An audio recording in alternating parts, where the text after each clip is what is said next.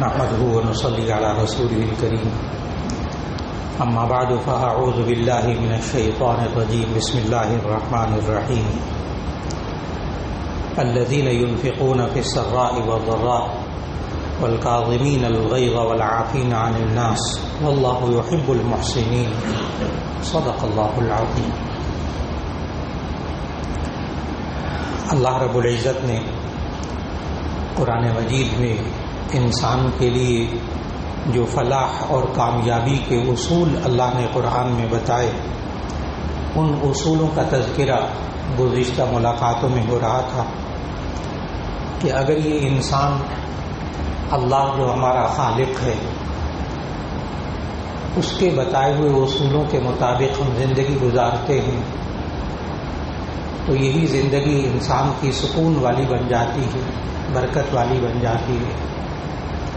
اور اگر انسان اپنی زندگی کو اللہ کے بتائے ہوئے اصولوں سے ہٹ کر گزارنے کی کوشش کرے تو ایسی صورت میں وہی زندگی ناکام ہو جاتی ہے۔ سب چیزیں وہی ہوتی ہیں، سب انسان وہی ہوتے ہیں، گھر وہی ہوتا ہے، چیزیں وہی ہوتی ہیں، انسان اپنے آپ کو بے سکون اور بے چین محسوس کرتا ہے۔ ان اصولوں میں سے ایک اصول اللہ تعالیٰ نے قرآن مجید کے اندر عفو و درگزر کا بیان کیا، انتقام بدلہ نہ لینے کا مزاج بیان کیا۔ بعض اللہ تعالیٰ کی صفات ایسی ہیں کہ جن کے بارے میں اللہ نے انسان کو سمجھایا کہ یہ صفات تم اپنے اندر بھی پیدا کرو۔ بعض صفات ہیں ایسی، جیسے عفو و درگزر، عفو اللہ تعالیٰ کی صفت، بہت زیادہ معاف کرنے والا۔ بندے کو بھی کہا گیا کہ تم بھی ایک دوسرے کو معاف کرو، لیکن بعض صفات اللہ تعالیٰ کی ایسی ہیں جو اللہ نے بندے کو اختیار کرنے سے منع کیا۔ جیسے اللہ تعالیٰ کا ایک نام ہے المتکبر، المتکبر یہ اللہ تعالیٰ کے صفتی ناموں میں سے ایک نام ہے، اپنے آپ کو بڑا سمجھنا، دوسروں سے بڑا سمجھنا، دوسرے اس کے سامنے حقیر ہوں، تو اللہ نے تکبر سے منع کیا انسانوں کو۔ بلکہ حدیث ہے، نبی صلی اللہ علیہ وسلم نے فرمایا الکبر ردائی، کہ اللہ کہتا ہے یہ تکبر میری چادر ہے، تم اس چادر کو نہ گھسیٹو بھی نہ اوڑو بھی۔ بالکل اسی طرح اللہ تعالیٰ کے جب نام آپ پڑھیں گے نا، صفاتی نام، تو ان میں ایک نام آپ کو ملے گا المنتقم، المنتقم انتقام لینے والا، بدلہ لینے والا۔ یہ اللہ کی صفت قرآن مجید میں بیان ہوئی ہے۔ اللہ نے خود کہا میں انتقام لینے والا ہوں۔ آیت پڑھتا ہوں، ان اللہ عزیز ذو انتقام، بے شک اللہ تعالیٰ زبردست ہے اور انتقام لینے والا ہے۔ لیکن بندے کو سمجھایا تم نے انتقام نہیں لینا۔ پہلی جو قومیں تھیں جو آسمانی مذاہب تھے، خاص طور پر انجیل، اس میں تو بدلہ لینا تو بڑی دور کی بات ہے، ایک اور طریقہ سکھایا تھا۔ انجیل میں، عیسائیت میں یہ تعلیم دی گئی تھی کہ اگر تمہارے کوئی ایک رخسار پہ تھپڑ مارے تو تم اس کے سامنے دوسرا رخسار بھی کر دو، یہاں بھی مار لو۔ یہ انجیل کی تعلیم، یہ قرآن کی نہیں۔ تمہارے ایک گال پہ کوئی تھپڑ مارے تو دوسرا گال بھی اس کے آگے کر دو، ادھر بھی مار لو۔ لیکن اللہ نے اسلام کے اندر مسلمانوں کو کیا تعلیم دی قرآن حکیم میں؟ فَجَزَاءُ سَيِّئَةٍ سَيِّئَةٌ مِثْلُهَا فَمَنْ عَفَا وَأَصْلَحَ فَأَجْرُهُ عَلَى اللَّهِ۔ فَجَزَاءُ سَيِّئَةٍ سَيِّئَةٌ مِثْلُهَا، برائی کا بدلہ اس جیسی برائی ہے، برائی کا بدلہ اس جیسی برائی ہے۔ انسانوں کو اجازت دی کوئی ایک مکہ مارے آپ اتنی زور سے دوسرا مکہ مار سکتے ہیں دوسرے کو، اجازت ہے. کوئی ایک تھپڑ مارے تو اتنی ہی زور سے آپ بھی دوسرے کو تھپڑ مار سکتے ہیں اس قرآن مجید کی آیت کے تحت. فجزاء سیئۃ سیئۃ مثلها، برائی کا بدلہ اس جیسی برائی ہے. لیکن جن گناہوں کے اندر یا جن جرائم کی سزا اللہ تعالیٰ نے بتائی ہے، ان جرائم کی سزا عدالت دے گی، ریاست دے گی، وہ بندہ خود نہیں دے سکتا، وہ بدلہ بندہ خود نہیں لے سکتا. جیسے چوری کرنے والے کا ہاتھ بندہ نہیں کاٹے گا، عدالت ریاست. قتل کرنے والے کو قتل ریاست کرے گی، قصاصاً بندہ نہیں کر سکتا، بندہ کرے گا وہ مجرم ہوگا. اگر عدالت نہ کرے، عدالت صحیح فیصلہ نہ دے، عدالت وہ فیصلہ مرضی کا نہ دے، یہ صبر کرے، بدلہ پھر بھی نہیں لے سکتا. یہ والا ان جرائم میں بدلہ کہ جن جرائم کی سزا عدالت نے رکھی ہے. یہاں تک کہ اللہ تعالیٰ نے قرآن مجید میں بدلہ لینے کی کہاں تک اجازت دی عدالت جو لیتی ہے. النفس بالنفس والعین بالعین والانف بالانف والاذن بالاذن والسن بالسن والجروح قصاص. النفس بالنفس، جان کے بدلے جان، یہ بھی عدالت لے. والعین بالعین، آنکھ کے بدلے آنکھ، آنکھ پھوڑی، آنکھ ضائع کی، عدالت اس بندے کی ایک آنکھ ضائع کرے گی، قرآن مجید کی آیت. والانف بالانف، ناک کاٹی، اس کے بدلے میں اس کی ناک کاٹی جائے گی قصاصاً. عدالت بدلی، عدالت انسان خود نہیں کرے گا. والسن بالسن، دانت کے بدلے دانت، ایک دانت توڑا، اس کے بدلے میں عدالت اس کا ایک دانت اس کے بدلے میں توڑوائے گی. یہ اللہ نے پورا نظام دیا ہے قرآن مجید کے، لیکن عدالت بندہ نہیں توڑے گا، خود توڑے گا یہ بھی مجرم ہو جائے گا. قانون کو اپنے ہاتھ میں لے گا یہ بھی مجرم ہو جائے گا. اور والجروح قصاص، زخموں کا بھی بدلہ ہے. چنانچہ نبی صلی اللہ علیہ وسلم کے زمانے میں ایک خاتون نے ایک دوسری خاتون کا دانت توڑ دیا. بخاری شریف کی حدیث ہے. نبی صلی اللہ علیہ وسلم نے فیصلہ دے دیا اب اس کا دانت توڑا جائے گا بدری عدالت. تو اللہ نے قرآن مجید میں برائی کا بدلہ اس جیسی برائی کی اجازت دی ہے. اب میں آیت پوری پڑھوں گا. فجزاء سیئۃ سیئۃ مثلها فمن عفا واصلح فاجرہ علی اللہ. برائی کا بدلہ اس جیسی برائی ہے، لیکن اگر آپ معاف کر دیں گے، صلح کر لیں گے، اس کا اجر اللہ پر ہے. آج ہمارے معاشرے کے اندر، گھروں کے اندر، خاندانوں کے اندر، دوستوں کے اندر یہ جو بدلہ خود لینے کا مزاج بن جاتا ہے.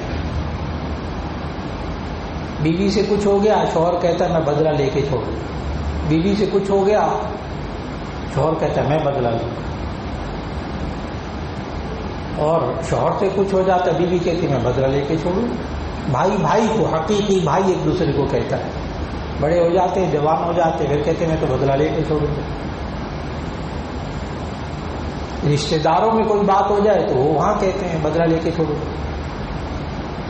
اور یہ انتقام کی جو آگ ہوتی ہے نا، بدلہ لینا ایک مزاج ہے جسے اللہ نے منع کیا.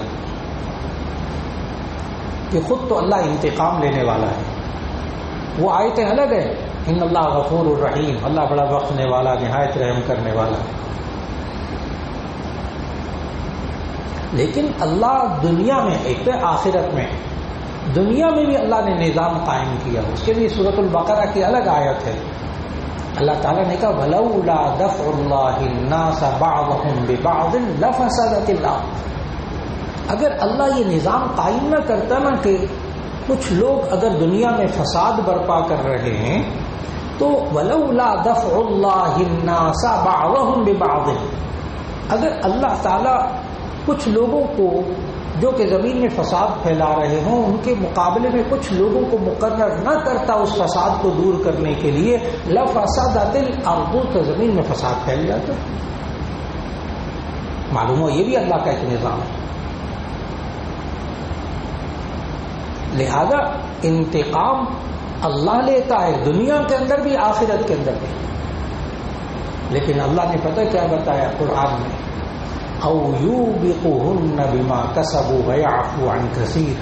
اگر اللہ ہر بات پہ انتقام لیتا نا تو یہ دنیا تباہ ہو جاتی، یہ انسان تباہ ہو جاتا. یعفو عن کثیر، کہ بہت سو کو معاف کرتا ہے،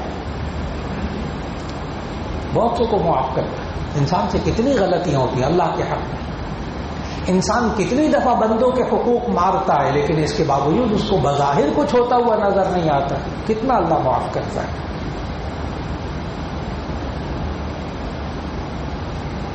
کوئی انسان اگر دوسرے انسان کا حق مار رہا ہو اور اس کو کچھ نہ ہو رہا ہو، یا وہ حرام کما رہا ہو، سود کھا رہا ہے، رشوت لے رہا ہے، دوسروں کی جائیدادیں ہڑپ کر رہا ہے، اس کو کچھ نہیں ہو رہا، بخار بھی نہیں ہو رہا، درد سر میں درد بھی نہیں ہو رہا، اس کو کوئی نقصان بھی نہیں ہو رہا،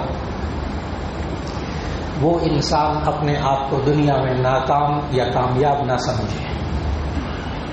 سب کچھ گناہ کرنے کے باوجود اگر اس کو کچھ نہیں ہو رہا نا تو یہ اپنے آپ کو کامیاب نہ سمجھے. اور اگر اس انسان کی جائیداد دوسرے بھائی کھا گئے، والد صاحب کی جائیداد تھی اس پر ایک بھائی نے قبضہ کر لیا، اس کو ساری زندگی کچھ نہیں دیا، بہن کو کچھ نہیں دیا،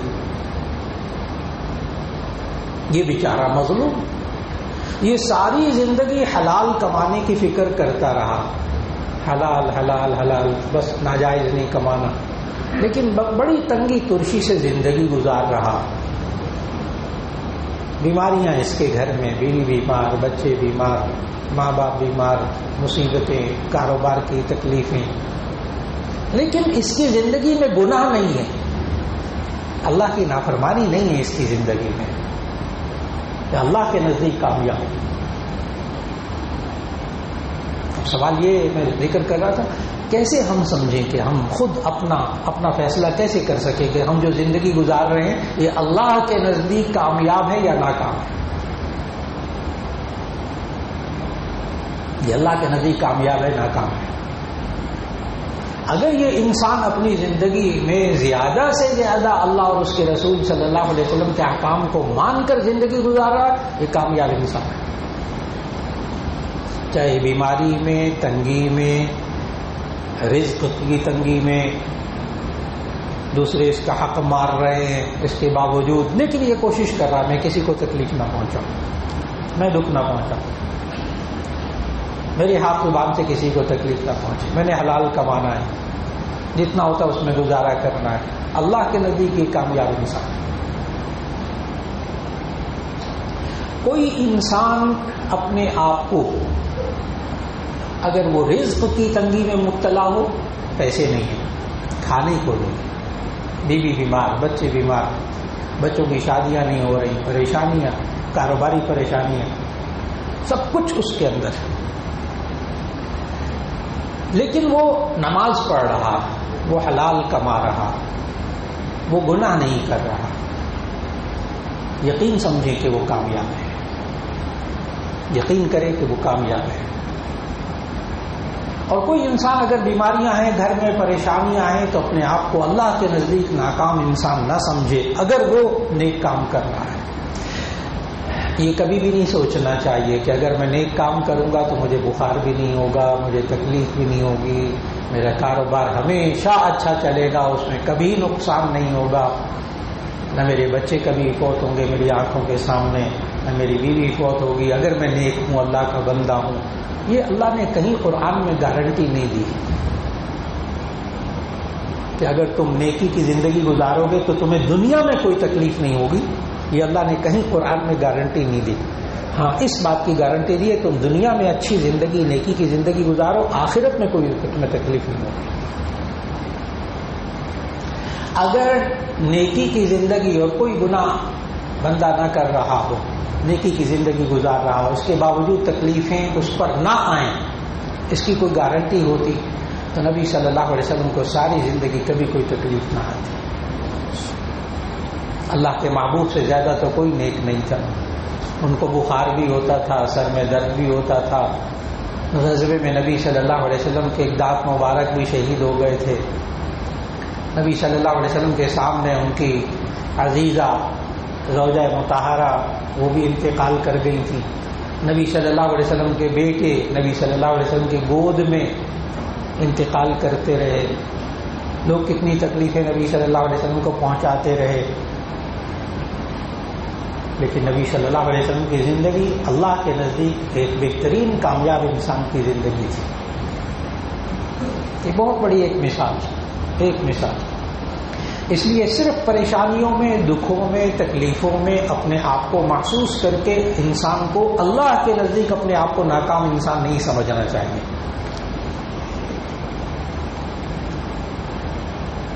اگر میں بدلہ لوں گا تو کامیاب, نہیں بدلہ لوں گا تو کامیاب نہیں.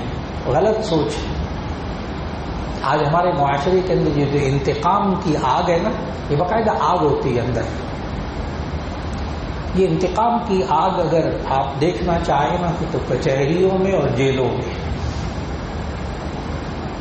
جیلوں میں یہ تعلیم وغیرہ کا سلسلہ, قرآن حکیم کی تعلیم وغیرہ کا سلسلہ, پاکستان بھر کی جیلوں میں جانا ہوتا ہے مجھے. وہاں باقاعدہ دینی تعلیم دی جاتی ہے, پڑھاتے ہیں, ان کے امتحانات ہوتے ہیں, کچھ ذمہ داریاں ہیں, اس میں جانا پڑتا ہے مجھے. جیلوں کے اندر عمر قید کی سزاؤں سے جو بھگت رہے ہوتے ہیں ان کے پاس جانا پڑتا ہے. خوب قرآن کی تعلیم ماشاءاللہ حافظ بھی بنتے ہیں, دینی تعلیم بھی حاصل کرتے ہیں. ان سے تو کچھ سوالات بھی ہوتے ہیں, یہاں تک کیسے پہنچے. کچہریاں بھری پڑی ہیں, جیلیں بھری پڑی ہیں. اگر آپ ایک سوال کریں گے نا تو 99% جو جواب آئے گا نا, کیا کریں, غصہ آ گیا تھا, انتقام لینا تھا. کیا کریں, غصہ آ گیا تھا, انتقام لینا تھا. میں نے کہا کچہریاں جیلیں بھری پڑی. ذرا باہر شہروں کے ماحول سے ذرا باہر نکلے, اور شہروں میں بھی بعض لوگ باقاعدہ فخر کرتے ہیں, بڑے بڑے زمیندار ہوتے ہیں, فخر کرتے ہیں میرے اوپر اتنے قتل کے کیس ہیں. محفلوں میں بتاتے ہیں, محفلوں میرے پاس اتنے اوپر قتل کے کیس, ایک اور ہو جائے گا تو کیا ہوگا. اور واقعی ہوتے, جب تک وہ ظلم نہیں کرتے اس کے بغیر ان کا کام نہیں چلتا. انہوں نے ذہن بنایا ہوا. یہ وہ انتقام کی سوچ ہے. اور دوسری طرف ایک اور راستہ بھی ہے, اور یہ ذہن میں یاد رکھ لیجیے گا کہ جس ذہن میں جس انسان کا ذہن انتقامی ذہن ہونا, اس کے اندر سکون نام کی چیز نہیں ہوتی. کر کے دیکھ, اس کے اندر سکون نام کی چیز نہیں ہوتی. ایک راستہ وہ والا ہے جو جیلوں اور کچہریوں کو بھرنے والا ہے, اور ایک راستہ انسان کا وہ ہے جس میں انسان کو سکون مل جائے, عافیت مل جائے, برکت مل جائے, اور وہ ہے عفو درگزر کا راستہ. اللہ رب العزت ہمیں معاشرے کے اندر, اپنے گھروں کے اندر, اپنے عزیز و اقارب کے اندر, اپنے دوستوں کے اندر, اپنے کاروباری دوستوں میں اللہ تعالیٰ عفو درگزر کا ماحول اپنانے کی توفیق عطا فرمائے. اور یہ جو انتقام کی سوچ خاص طور پر ہمارے بچوں میں اور گھروں کے اندر اور رشتہ داروں کے اندر اور کاروباری دوستوں کے اندر جو انتقام کی آگ ہے, اللہ اس کو بجھانے کی توفیق عطا فرمائے, اور ہمیں سکون والی زندگی دے دے, اور بے چینی والی, اضطراب والی زندگی سے اللہ بچائے. وآخر دعوانا ان الحمد للہ رب العالمین.